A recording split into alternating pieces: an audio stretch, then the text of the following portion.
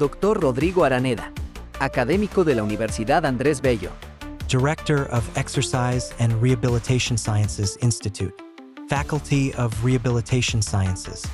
Principios neurofisiológicos y efectos de la aplicación de la terapia Habitil en niños con parálisis cerebral uni y bilateral. Hoy día me gustaría presentarle un poco de qué se trata la terapia Habitil, que es la terapia que nosotros investigamos, y partir con un poco los principios que tiene esta terapia y luego hablar de los efectos más bien a nivel terapéutico comportamentales. Dejé un poco de lado los principios como los efectos más neuroplásticos, ya que si no sería un poco largo hablar de todo, ¿ya? Nada más que para comenzar, partir de la plasticidad cerebral, ¿no es cierto? Nosotros sabemos que la plasticidad cerebral no es la misma a lo largo de la vida y sabemos que hay diferentes periodos. Un periodo que es antes del nacimiento, donde generalmente lo que vale o lo que produce mayor cantidad de cambios es la genética. Después tenemos un periodo que es más corto, que el primer año de vida, 1 año y medio, donde se dan los periodos que se llaman periodos críticos, donde el cerebro va a tener una gran facilidad para producir cambios plásticos. Pero después tenemos un periodo que en la parte motora podríamos decir a partir de los 2 años, entre los 2 y 3 años, y que nos va a acompañar por el largo de toda la vida, que los cambios que se producen son experiencia dependiente. Y esos cambios, experiencia dependiente, están a cargo principalmente de dos mecanismos, que es el aprendizaje y la memoria. Por lo tanto, suena lógico que si nosotros queremos producir estos cambios y que tengan un efecto a nivel comportamental, deben ser guiados por estos mecanismos, por lo tanto deberían ser aplicados estos mecanismos a la terapia que nosotros realizamos. Yo creo que mucha gente que está aquí ya lo conoce. Este es el trabajo que ha hecho Aina Novak, que presentó esta revisión sistemática tanto en el año 2013 como el 2019, donde a través de este sistema de semáforos va mostrando las terapias que tienen mayor cantidad de evidencia científica y que han mostrado mejores resultados. Dentro de las terapias que tienen mayor cantidad de evidencia, que han mostrado mejores resultados, tenemos la terapia Habitil, la terapia bimanual, SIM y la terapia dirigida por objetivos. ¿Qué tienen en común estas terapias? Es que todas ellas son basadas, de cierto punto de vista, en los principios del aprendizaje motor.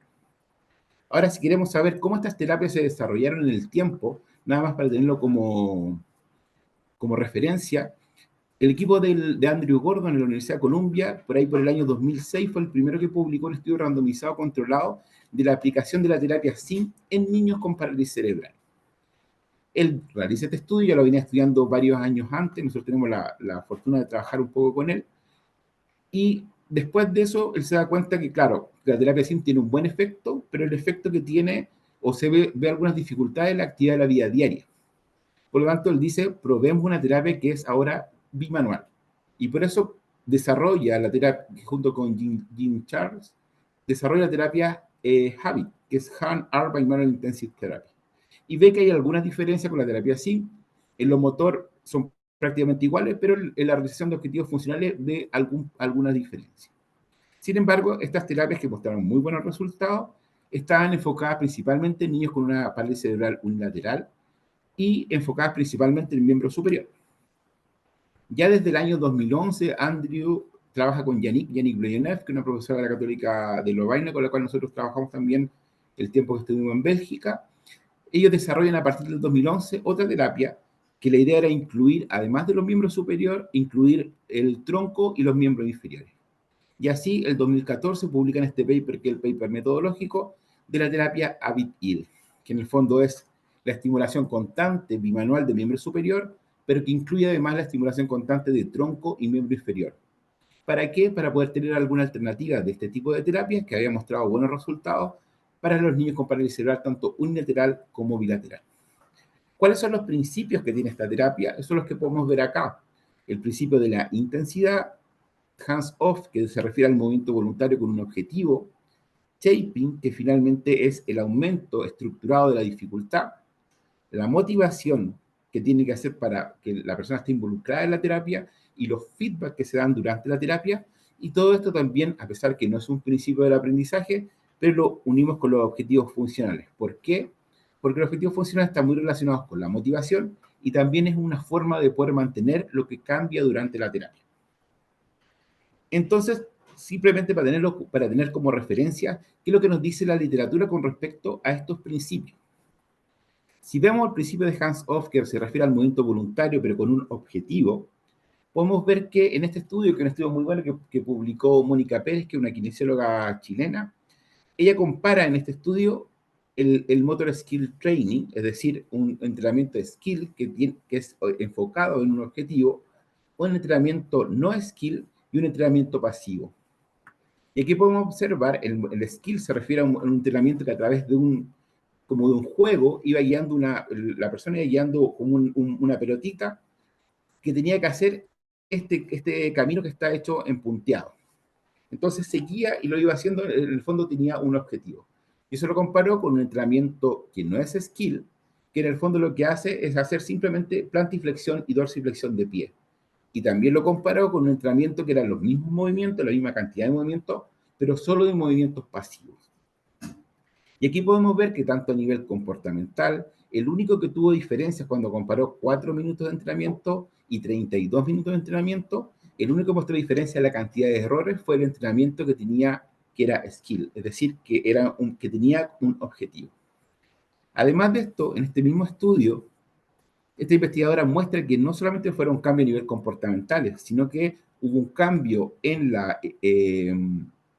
el tracto corticoespinal, en la excitabilidad del tracto corticoespinal, solamente en el entrenamiento que fue skill. Y este entrenamiento, y esto lo midió a través de la TMS, evaluando la musculatura de miembro inferior. Así como el entrenamiento no skill y pasivo, no hubo cambio a nivel del tracto corticoespinal. Si pensamos esto mismo, el movimiento voluntario skill, que es decir, que tiene un objetivo en los estudios en animales, también se ha observado en muchos estudios, traigo aquí uno de Klein, pero en muchos estudios han mostrado ya esto, que cuando se hace un entrenamiento en animales, skill y unskill, vemos diferencia. En este caso, este entrenamiento que se realiza a los ratones, el entrenamiento skill, es que tienen que ir a buscar un pellet para poder alimentarse. Entonces tiene este objetivo. Y eso lo comparan con un entrenamiento que no tiene objetivo, que es simplemente hacer el mismo movimiento, pero es subir y bajar una palanca. Y lo que podemos ver acá, que el entrenamiento skill, que está más hacia la izquierda de la pantalla, que estoy marcando acá, es donde se produce la mayor cantidad de diferencia en el mapa motor, en el córtex motor, en la representación tanto de los dedos como de muñecas. Entonces el cambio se produce principalmente en la región del córtex motor, donde están estas representadas, pero es el entrenamiento skill el que tiene mayor cantidad de cambio. También este entrenamiento podemos ver que nos muestra diferencia en torno a la intensidad. En este mismo estudio, si ustedes lo ven acá, este mismo estudio muestra una diferencia entre los dos entrenamientos en el número de sinapsis, es decir, en el cambio ya en el sustrato de la plasticidad cerebral, donde el entrenamiento, el que está en gris, que es el entrenamiento skill, muestra mayor cantidad de sinapsis producidas que el entrenamiento unskill. Pero si vemos este otro gráfico que estoy marcando ahí en rojo, es la misma tarea que estoy viendo acá, es de otro estudio, pero sin embargo aquí no hubo diferencia significativa. ¿Cuál es la diferencia entre estos dos estudios? Siendo que hacen la misma tarea, pero en uno hay diferencia y en el otro no hay diferencia significativa. La diferencia es que en el primer estudio se hicieron 400 reaching, es decir, el ratón hizo 400 veces el movimiento, y en el segundo estudio se hicieron 60 reaching. Y eso se ve que la cantidad de repeticiones también es importante para producir los cambios plásticos. Con respecto al aumento de la dificultad o al aumento estructurado de la dificultad, este estudio es bastante interesante para mostrar estas diferencias. También se hizo un protocolo de entrenamiento con este juego que a lo mejor algunos se recuerdan, que era romper los bloques con esta pelotita, y se hicieron dos grupos. Un grupo en el cual la dificultad se fue estructurando de manera estructurada, valga la redundancia, en el tiempo, y otro grupo donde hacía la misma cantidad de trials, pero la dificultad era de manera randomizada. Entonces, ¿qué es lo que observamos? Observamos nuevamente una diferencia. En el grupo que está en rojo, que es el grupo que tiene la dificultad estructurada, se ve mayor cantidad de cambios después de 6 semanas. Y también esto se observó a las 2 semanas después, donde se vio la primera evaluación de retención. Luego la retención a 3, que era 32 semanas, no hubo diferencia significativa. Interesantemente, así como lo vimos también en el estudio que mostré de Mónica Pérez, en este estudio también observaron una diferencia en la excitabilidad del tracto córtico-espinal cuando el grupo era con la dificultad estructurada, tenía mayor cantidad de cambios que cuando no era estructurado, y esto se observó, ellos lo evaluaron el primer día, donde no hay diferencia significativa entre el rojo y el azul, pero sí hubo diferencias a las 2 semanas, a las 4 semanas y a las 6 semanas. Finalmente, solo un ejemplo para ver los feedback, cómo estos van a influir. En este estudio, que también es un estudio bastante interesante porque hace una tarea muy simple, en este estudio lo que se intentó fue que una tarea en la cual con una pelota de tenis, con la mano no dominante, tenían que lanzar esto sobre un blanco. Y en función de dónde llegaba la pelota, tenía diferentes puntajes. Hicieron dos grupos, un grupo donde se remarcaba lo positivo que se hizo en cada trial, y otro grupo que se me remarcaba lo negativo, es decir, lo bueno que fue el lanzamiento, en el fondo, qué fue lo bueno de cómo se produjo ese lanzamiento, y el otro grupo, cuáles fueron los errores que hicieron en ese lanzamiento, y al principio no hubieron diferencia significativa, después de 10 trials no hubo diferencia significativa en los scores, pero cuando ellos evaluaron la retención, sí hubo una diferencia significativa. Dos grupos homogéneos, sin diferencia al inicio, pero solamente con el feedback se marcó una diferencia en la retención. Y esta diferencia fue todavía más patente cuando se hizo una escala de self-report. En el fondo, cómo las personas evaluaban su performance, esa diferencia fue todavía más significativa. Entonces, esto remarca cómo el feedback puede hacer una diferencia durante el aprendizaje. Ahora, estos principios que yo les muestro y que en el fondo muestro alguna evidencia, hay mucha en realidad, acerca de cómo influyen en el aprendizaje motor, veamos cómo estos principios estructurados en la terapia Vitil, cuáles son los resultados que se han mostrado. El primer estudio que se mostró de Vitil fue el 2015, que lo publicó Yannick, y este estudio se hizo para niños con una parálisis cerebral. Voy a parar el volumen.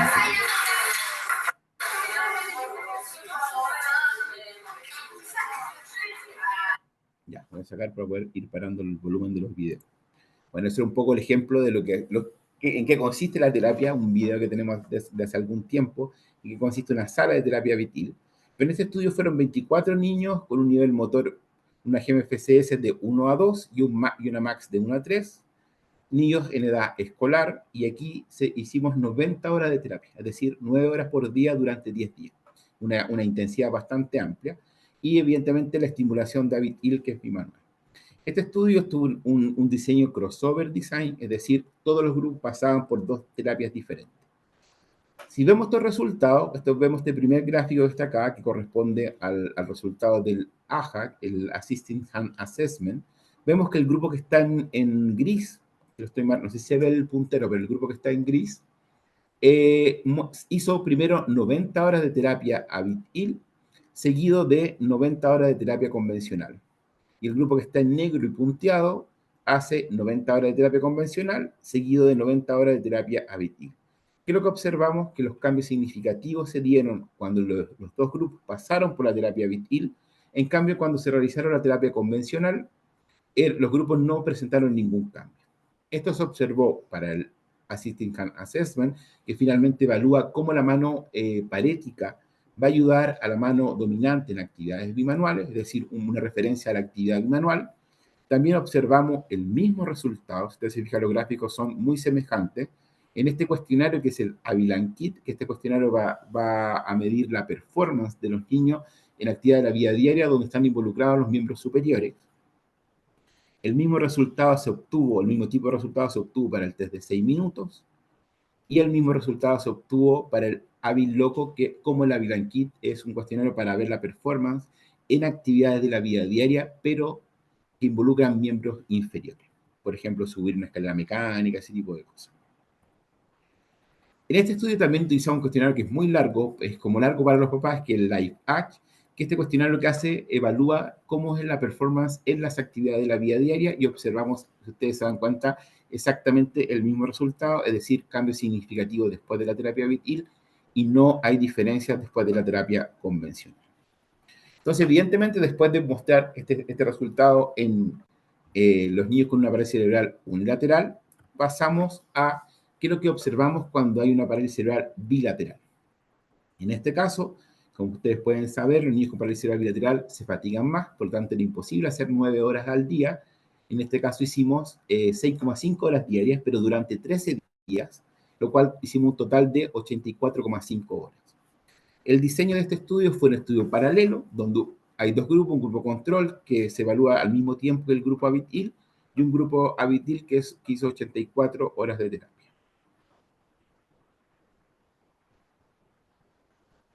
En esto podemos observar cambios no iguales que el otro porque el diseño es diferente, pero nuevamente, por ejemplo, en el PEDI, observamos finalmente que hay una diferencia significativa en el tiempo T2, que está acá, que después de la terapia, y el tiempo T3 es a 3 meses. Entonces hubo una diferencia significativa después de la terapia y todavía continúa un poco avanzando al tiempo T3 y en la terapia convencional se mantuvo igual. Lo mismo fue observado nuevamente en el Avilan Kit. Lo mismo fue observado en el Jepsen, ya que en el Jepsen va hacia abajo el grupo que está en negro, que es el grupo Abitil, porque lo que uno aquí mide es tiempo. Por lo tanto, una reducción del tiempo se toma como que hay una mejora en el aprendizaje motor o una mejora en la performance del test. Lo mismo se observó en el Box and Block, que también es otra medida para ver la habilidad manual. El grupo negro cambia después de la terapia y aumenta un poco, pero ya no es significativo, pero sigue aumentando a 3 meses. Y el grupo control, si ustedes se fijan que está en gris, se mantiene exactamente igual. Lo mismo observamos para la Gross Motor Function 66, que está rachizada, y observamos el mismo patrón de movimiento, lo mismo para el PBS, que es lo que va a medir finalmente el equilibrio, lo mismo para el test de 6 minutos, la misma diferencia significativa, y también para el cuestionario Avil-Locoquins. Aquí les puedo mostrar, vamos a bajar todos los... Este es uno de los ítems del Pediatric Balance Scale, PBS, donde se evalúa finalmente el equilibrio estático. Y este es un niño justo evaluado antes de la terapia, donde nosotros podemos observar que logra mantenerse en equilibrio, pero no lo puede hacer, por eso que Yannick, quien está haciendo la evaluación, lo tiene que como mantener para que se pueda completar los 30 segundos, que es lo que pide el test. Esto que vemos acá, el segundo video, es justo después de la terapia. Si podemos ver, en este momento no es capaz de ponerse de pie desde la silla, pero una vez que toma su equilibrio, logra mantenerse los 30 segundos sin ayuda, así que logra mantenerse los 30 segundos. Y después si vemos lo que sucede a los 3 meses, si bien no está aquí en el video, pero que vean ustedes que aquí él logró ponerse de pie, en este momento está sin zapato y logró mantenerse los 30 segundos que el PBS le está solicitando.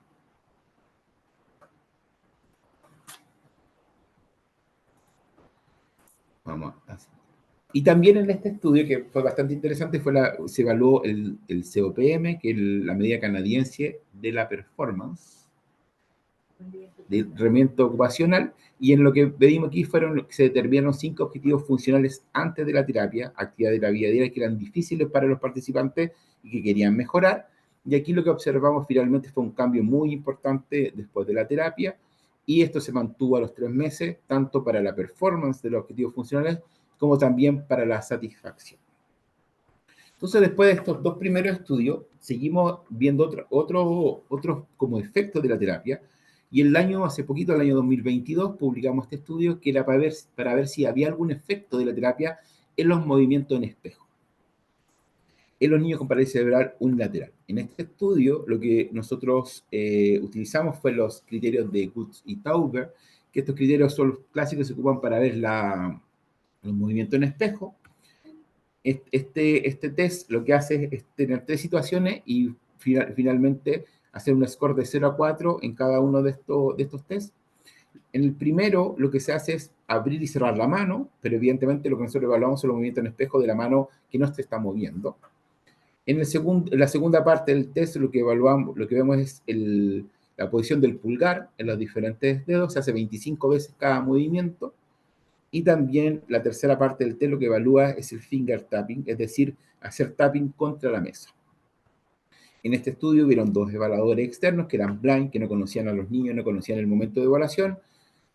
Después de tener las evaluaciones de cada uno de los personas que escogieron el test, se hace un ICC para ver que no hay diferencia y que se correlacionan las medidas. Y una vez que obtenemos esto, lo que hacemos finalmente es hacer el promedio entre los 2 evaluadores. ¿Qué es lo que observamos? Observamos que en los movimientos en espejo, Hubo una diferencia significativa después de la terapia. Evidentemente todos los niños tenían movimiento en espejo al inicio, y esto se mantuvo a los 3 meses. Y esto se observó tanto para la mano más afectada como también para la mano menos afectada. Aquí tengo un ejemplo de uno de los participantes que en el fondo están los dos videos uno después del otro. Vemos qué es lo que pasa, los movimientos se hacen con la mano izquierda y vemos qué es lo que pasa en la mano derecha. Esto primero, antes de la terapia, ustedes pueden ver que hay una reacción finalmente del tono y hay bastante movimiento en espejo, y eso es lo que considera el score. Esto es justo antes de la terapia, y los días antes de la terapia. Y si vemos, va a continuar ahí lo hizo 25 veces, este es la misma persona, el mismo niño, después de la terapia.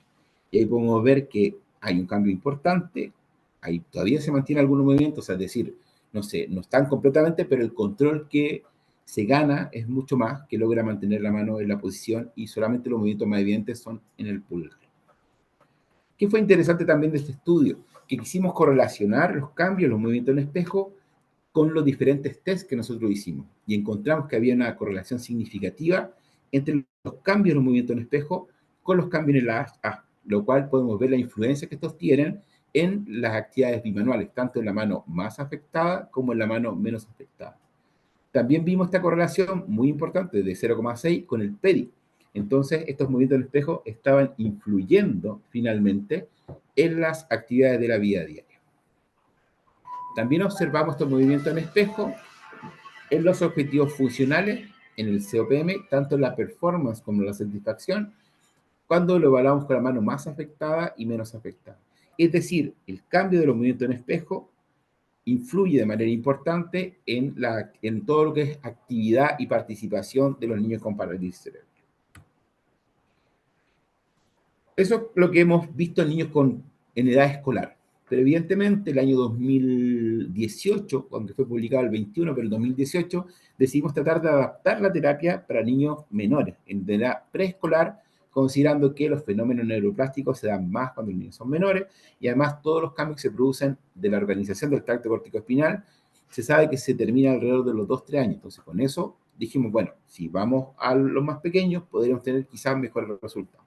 Hicimos un piloto con 12 niños, finalmente 10 fueron los que pudieron entrar en el estudio, que es el estudio que tenemos acá arriba.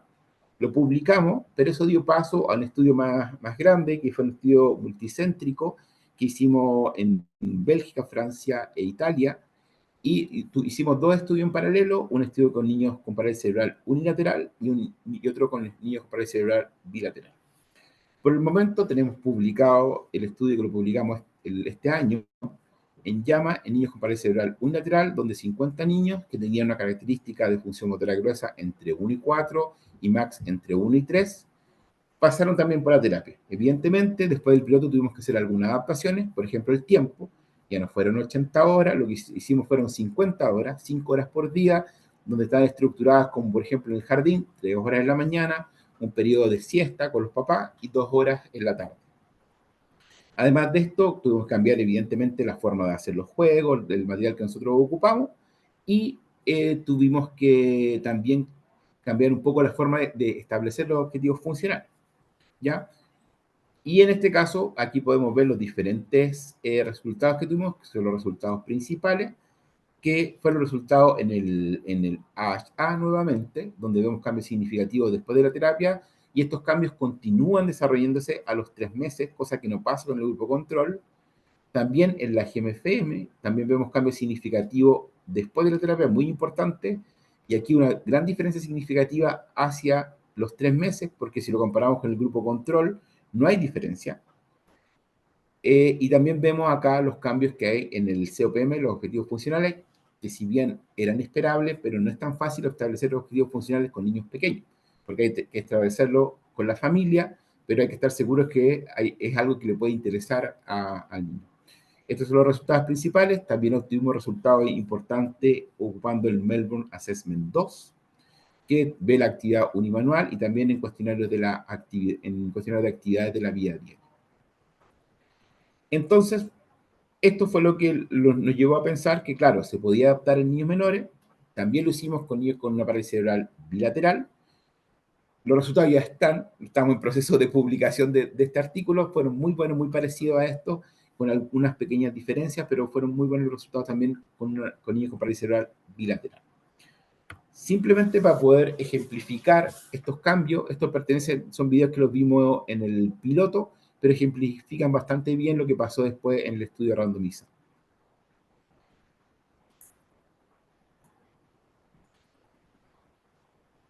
Bueno, aquí tenemos, este es un ítem del AHA, fue la primera parte, donde lo que se pide es que empiece a hacer un dibujo en esa hoja, y ustedes se dan cuenta que la participante no involucra la mano derecha, ya que su mano parética ni siquiera para sujetar la hoja.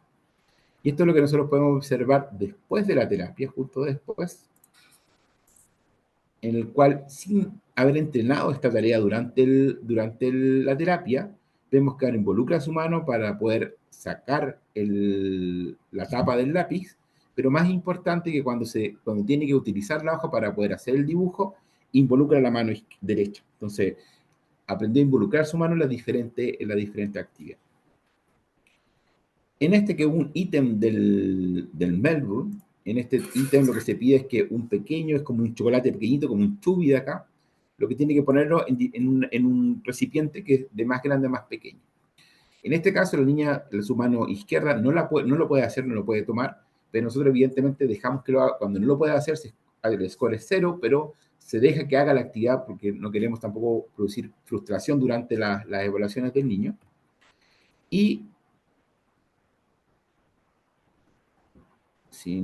vamos a pasar al siguiente. Y esto es lo que sucede justo después de la terapia, en el cual ahora lo que ella lo logra tomar con la mano izquierda, no tan fácilmente, pero lo logra hacer.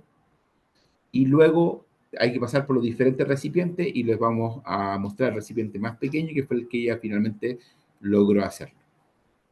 Esto se evalúa evidentemente con la mano dominante y la mano no dominante. Y lo logra hacer, incluso para ella misma, lo ve y verifica si realmente, realmente está dentro del recipiente o no. No sé si estamos en el tiempo, Arlet, o me quedan un par de minutos. Yo creo que puedes extenderte unos minutitos. Ya. Entonces, después de eso, vimos todo esto, que niños tanto en edad escolar y preescolar, y también hemos observado algunos efectos que están fuera de lo motor. Y este fue uno de los primeros que hemos estado estudiando, cuál es la relación de Habitil con los mecanismos atencionales. ¿Por qué pensamos? Porque desde el primer campamento los papás nos referían que aparte de los cambios motores, por ejemplo, después del campamento en el colegio, los niños estaban más enfocados en las tareas escolares. Entonces dijimos, bueno, ¿es que hay algún efecto o no? Lo estudiamos, nos propusimos estudiarlo, pensamos que sí, que era posible finalmente, porque los mecanismos atencionales están muy relacionados con el aprendizaje motor, sobre todo en los primeros estadios del aprendizaje motor, uno ocupa mucho recurso atencional para poder desarrollar esto. Y además tratamos de identificar algún mecanismo, y nosotros pensamos que el mecanismo en el cual podría estar involucrado eran los mecanismos top-down de la atención. ¿Por qué? Porque este mecanismo es el que finalmente aumenta la saliencia de la información necesaria para hacer un objetivo. Y como nosotros le planteamos la dificultad que va siempre en incremento durante el campamento, entonces pensamos que este mecanismo finalmente lo utilizaban mucho durante el campamento. Por lo tanto, desarrollamos un estudio, en el cual fue un estudio randomizado, este no está publicado, y evaluamos qué pasaba con los mecanismos atencionales antes y después de la terapia y también a 3 meses. Para ello utilizamos 2 tareas. Primero fue una tarea de tipo Stroop, adaptada para niños, en el cual ellos responden el tiempo de reacción y también medimos la cantidad de errores. Y en esta tarea hay 2 trials diferentes. Están los congruentes, donde el color y la imagen son congruentes, por ejemplo, un corazón rojo. Y hay trials donde son incongruentes, donde, por ejemplo, un sol verde, donde el color y la imagen no son congruentes.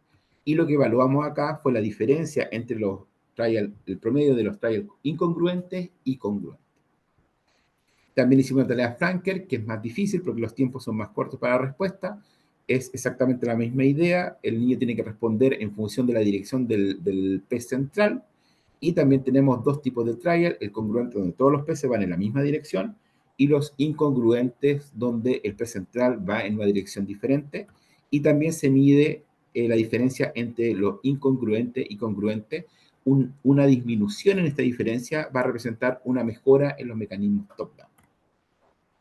¿Qué es lo que observamos acá? Estos son los resultados de la tarea Stroop, donde ustedes pueden ver en blanco está el grupo terapia, en negro está el grupo control, y acá abajo ustedes ven esta línea punteada que está en gris. Eso fue un grupo de niños con desarrollo típico a la misma edad, es decir, haciendo pares por la edad, y vimos un promedio de este grupo. Entonces vemos acá como grupo de referencia qué pasaría con un grupo típico. Vimos diferencias significativas, ustedes pueden observar antes de la terapia, con el grupo de desarrollo típico.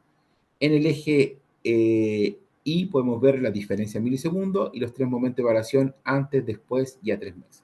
Y ustedes pueden ver que hay una diferencia importante, significativa después de la terapia en el tiempo de reacción, y esto se mantuvo a 3 meses. El mismo resultado observamos con los errores, ¿ya? Una diferencia significativa después, y esto se mantiene en el tiempo. Interesantemente, después también hicimos una correlación entre los cambios que se observaban en todos los cuestionarios y la evaluación de la actividad y los cambios que se observaban en el tiempo de reacción. Y observamos una correlación con el Avilan Kit, que finalmente es un cuestionario que va a evaluar actividad de la vida diaria que involucran tanto miembro superior como miembro inferior. Perdón, Avilan Kit solo miembro superior, Aviloco Kit miembro inferior, el COPM, que son los objetivos funcionales de la performance, el Active Principi, aquí son actividades intersegmentarias, el PEDI y el COPM, la satisfacción. Los resultados que se observaron por el flanker fueron muy semejantes, incluso aquí en este grupo evidentemente no lo podemos generalizar para todos los niños con parálisis cerebral, pero el grupo control alcanzó casi los mismos valores que el grupo de referencia que tenemos acá en gris. Vimos una diferencia significativa que se mantuvo a 3 meses y el grupo control se mantiene de la misma manera en las 3 evaluaciones. Y lo mismo observamos para los errores, también hubo una diferencia significativa. Y nuevamente los resultados del Franker fueron correlacionados con todo lo que era lo que hablamos de la actividad, es decir, el cuestionario Avilan Kit, Aviloco Kit, COPM, PEDI y Active Principi. Esa era la última diapositiva. Un minuto para 3 diapositivas cortitas. La primera es que evidentemente este trabajo, yo he participado y con Daniela he participado en prácticamente todo este trabajo. En muchos hemos sido los primeros autores de los artículos, pero claro, hay mucha gente que participa en estos estudios. Solamente decir que tenemos un doctorado nosotros en Ciencias de la Rehabilitación, que van a partir prontamente las postulaciones, donde nosotros desarrollamos la actividad de investigación que les mostramos ahora, y lo más importante, que nosotros ya empezamos un estudio que empezamos nuestro primer campamento, que parte ahora el 24 de junio, con niños con parálisis cerebral bilateral. Es un estudio largo que lo estamos desarrollando con Natalia Pérez, que es nuestra estudiante de doctorado, y con Daniela, y necesitamos juntar de aquí a 2 años 48 niños para que pasen por la terapia. Es un estudio para ver los efectos a largo plazo, no solamente a 3 meses, sino que hasta 9 meses, y ver cómo un segundo periodo de terapia puede producir más o menos cambios que un primer periodo de terapia. Así que si alguien nos puede colaborar con el reclutamiento de participantes, lo necesitamos de aquí, por lo menos aquí a 1 año y medio vamos a estar reclutando personas. Eso es. Muchas gracias. Muchas gracias a ti, Rodrigo. Muy interesante, por supuesto, todo lo que tú nos presentaste hoy. Hay bastante interés de parte de los participantes con preguntas en el chat.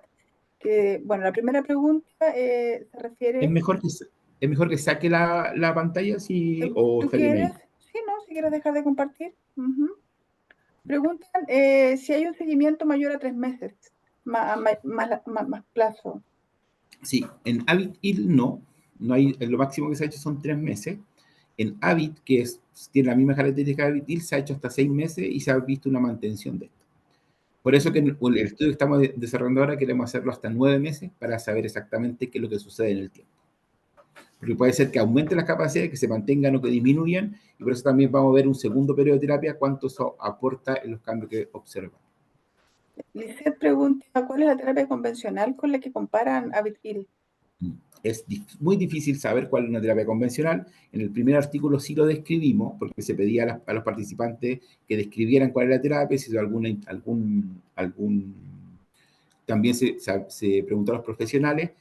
En general es terapia de desarrollo, en general es terapia de neurodesarrollo, y también en Francia y en Bélgica es PETO, esto que también es bastante semejante a la terapia de neurodesarrollo.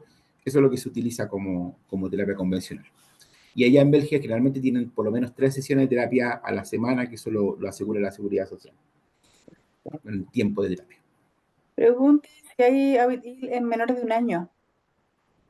Sí, hay un protocolo que está publicado, que hicimos, el último proyecto que coordinó Daniela en Bélgica fue entre 8 meses y 18 meses. El protocolo está publicado, también los resultados van a salir luego porque ya el paper fue enviado. Hay buenos resultados, pero pensamos que a lo mejor que hay algunas diferencias con lo que yo mostré de los unilaterales. Ya pensamos que quizá la ventana es entre el año y el año y los 18 meses, es el mejor periodo para hacer tipo de terapia. Cuando son más chiquitos es muy dependiente del niño, porque a veces aceptan muy bien entrar en esto y a veces les cuesta un día o 2 días en poder entrar a este tipo de terapia. Ok. ¿Fueras tan amable luego o mencionar tu correo electrónico? Porque hay personas que les gustaría formarse en la terapia Ya. y necesitamos manos, así que pueden ser muy bienvenidos. Ajá, Sí, mi correo, el de la universidad, es rodrigo.araneda@unap.cl. ok. ¿Ya? Vuelvo a Ese, anotar en el chat. ahora, les indico, la formación de la terapia es parte de nuestro proyecto. Ahora vamos a partir con un diplomado en los principios del aprendizaje, no es directamente la terapia, sino es como la primera etapa en pediatría, después vamos a hacer uno también en adultos. Y esperamos en poco tiempo tener algún tipo de formación más formal acerca de la terapia, que no es tan corto aprenderlo, ¿eh? Nosotros en Bélgica tenemos una formación y se demoran alrededor de 2 años en poder aprender a ser independiente, en poder hacer este tipo de terapia. ¿Por Ya. qué? Porque hasta el momento es muy la estructura de la terapia están los niños que participan, después generalmente tenemos uno o dos profesionales por cada niño, que son como los compañeros de juego, lo llamamos así para que sea más coloquial, y después están los supervisores, que son supervisores formados en la terapia, y que estos supervisores tienen que tener alrededor, nosotros siempre contamos máximo entre 5 y 6 niños como a cargo. Entonces, por ejemplo, aquí en Chile somos 2 supervisores formados, hacemos campamento máximo de 10 12 niños. Entonces es un periodo más o menos largo la formación. Bien. Preguntan si el nivel cognitivo o la colaboración del niño es muy relevante o si de alguna manera lo evalúan Sí, previo a la al intervención. principio no lo evaluábamos, después de lo último sí lo evaluamos con un test. Nosotros en realidad, más que un criterio como de nivel cognitivo, lo único que necesitamos es que el niño sea capaz de entender instrucciones simples, incluso si no hay lenguaje, para poder jugar con él, porque la terapia se basa en el juego. Entonces, cuando eso es muy difícil, sí dificulta la terapia, porque necesitamos este intercambio con la otra persona, ¿ya? No necesariamente es lenguaje hablado, pero tiene que haber este intercambio. Hemos tenido niños con problemas cognitivos bastante severos, y también hicimos una vez un piloto con niños con una GMFCS entre 4 y 5, lo cual también había problemas cognitivos, y nos dimos cuenta que es posible utilizar los mismos principios, pero es un proyecto que tenemos por hacer, porque hay que adaptar un poco la forma como se hace la terapia, porque hay que considerar la fatiga, porque hay que considerar el material que estamos utilizando, pero es un proyecto que tenemos, que es uno de nuestros proyectos que van a seguir. Oye, Rodrigo, ¿y por qué lo llaman campamento? Es una buena pregunta, nosotros siempre lo hacemos de manera muy natural, es porque donde se creó la terapia en Bélgica, los niños en vacaciones van a campamentos de fútbol, campamentos de scout, campamentos de piscina, así es como los hablan. Entonces nosotros lo que quisimos hacer fue un campamento para que el niño venía a jugar con nosotros y estaba haciendo terapia, como en ese contexto. Y además porque vienen todos los días, entonces como un after school, que es que cuando están de vacaciones realmente los papás y el niño en after school, ese es como el contexto que le damos para que no sea solo que vienen a hacer terapia todo el día, sino que más el concepto que vienen a jugar, que saben, los niños saben lo que vienen, pero darle como otra mirada a cómo estructuramos la terapia. Pero de ahí Cuando, viene campamento. Campamento. perfecto. Cuando explicaste lo de las terapias y de lo de la convencional, Alejandra pregunta si la terapia convencional es menos intensa. En el primer estudio no es menos intensa porque es las mismas horas de terapia, exactamente la misma hora de terapia. En el estudio de los bilaterales sí puede ser que es un poco menos de intensidad, porque no es exactamente lo mismo. En los niños, los pequeños es la misma intensidad porque los pequeños lo que nosotros hicimos fue finalmente calculamos, o sea, ahí ya está publicado cuánto un niño es activo durante el día y hay diferentes estudios que a través de sensores lo que ellos evaluaron el tiempo realmente activo de un niño y son 5 horas al día en promedio. Entonces nosotros hicimos, ok, vamos a hacer 5 horas de terapia y lo vamos a comparar con 5 horas de movimiento no estructurado. Y en ese estudio en el que publicamos en JAMA, también hicimos una medida con sensores para ver si nuestro grupo control cuánto difería en cantidad de movimiento durante una semana. Y ese estudio muestra que la cantidad de movimiento fue el mismo. Medido con sensores, la cantidad fue exactamente el mismo. Es decir, no hubo diferencia significativa de eso. Lo que cambia es la estructura que se le da. Entonces, finalmente, la intensidad es importante y puede marcar una diferencia, pero también la estructura de la dificultad y los otros principios es finalmente lo que produce también este cambio. Okay. Cristian pregunta de qué manera evaluaron la motivación y cómo logran la adherencia al tratamiento considerando las características que tiene la terapia. Sí, nunca hemos evaluado la motivación directamente. Sí lo evaluó Andrew Gordon sí lo evaluó durante la terapia AVIT y él vio un aumento de la terapia, un aumento de la motivación comparado con el grupo control. La otra pregunta era cómo logramos la adherencia. La adherencia se logra a través del juego, porque la terapia en esto, los niños lo que ven todo el día, lo que ellos hacen todo el día es jugar. Tenemos una sala que está repleta no sé si repleta, pero con muchos diferentes juegos, y el niño lo que hace es decir, yo quiero jugar a esto, después se van haciendo listas de juegos, se le van proponiendo, entonces él lo que hace es jugar todo el día. Lo que hace el compañero de juego es que nosotros hacemos todos los días una reunión clínica donde analizamos cada niño que participa en el campamento y nos vamos poniendo objetivos para el día. Entonces, por ejemplo, si estamos jugando a las cartas y nosotros queremos jugando al Jenga, por decir algo, y nosotros lo que queremos es mejorar la extensión de muñeca, es la posición de yo entrego las piezas o cómo se estructura el juego, donde se van agregando todos los movimientos o finalmente las diferencias motoras que nosotros queremos hacer. Entonces, para el niño es solo juego y para el terapeuta es pensar, que lo vamos trabajando durante la terapia, es cómo adaptar el ambiente para poder producir estos cambios a nivel motor. Y además, que es muy importante los objetivos funcionales, porque los objetivos funcionales son cosas que son difíciles de la vida diaria, pero que el niño quiere mejorar. Andar en bicicleta, ponerse una polera, hacer patines, cortar con el cuchillo y el tenedor, y él sabe que los más grandes sobre todo saben que lo que estamos haciendo es para obtener este objetivo. Y cuando ellos van viendo los primeros cambios, en realidad la motivación es bastante buena, porque los cambios se producen rápidamente. Bien. Un comentario del doctor Baco que dice que en el último congreso de Vancouver hace unas semanas, la terapia Vitil pasó a quedar dentro de las terapias con luz verde. Eso es muy bueno. Eso se refiere al nivel de evidencia actual. Sí, ¿Ah? y por ejemplo en Francia, este año, Francia hacen como una revisión completa de todo lo que hay en niños con parálisis cerebral y además una entrevista a expertos. También la terapia pasó a estar dentro de las que son financiadas por el Estado como tipo A, y por eso hay mucha demanda de información de este tipo de terapia, porque en el fondo eso es lo que el Estado finalmente está pagando. Y bueno, la última pregunta es ¿dónde y cuándo se realizará el campamento? Y si Ya. se incluyen niños con PC bilateral o unilateral. El próximo campamento parte el 24 de junio. Es el primero que vamos a hacer acá, pero parte del estudio continuamos en enero nuevamente, continuamos en enero, vamos a hacer 2 campamentos en enero, después de nuevo en junio del año que sigue y en verano del otro año.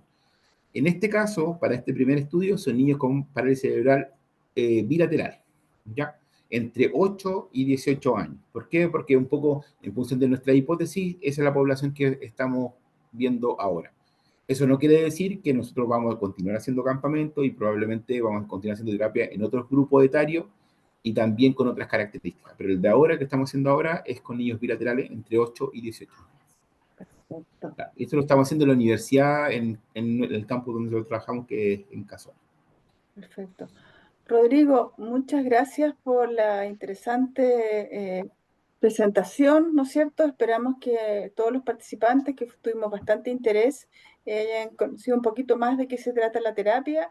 Obviamente estaba en el chat tu correo, así que me imagino que se van a comunicar contigo. Así que nuevamente agradecer tu participación hoy y apoyar las actividades de la red Neuroaraucanía.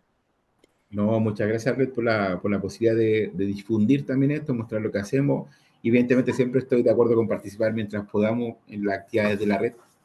Ya he participado en dos y ha sido muy agradable, así que muchas gracias también. Fantástico. Bueno, antes de cerrar, los dejo invitados a nuestra próxima actividad el día 18 de julio, donde la doctora Lidia Castillo va a presentar el tema Parkinson, actualización desde la sintomatología no motora. Así que nuevamente ingresando a www.neuroaraucanía.com, ustedes se pueden inscribir para recibir el link y participar de esta actividad.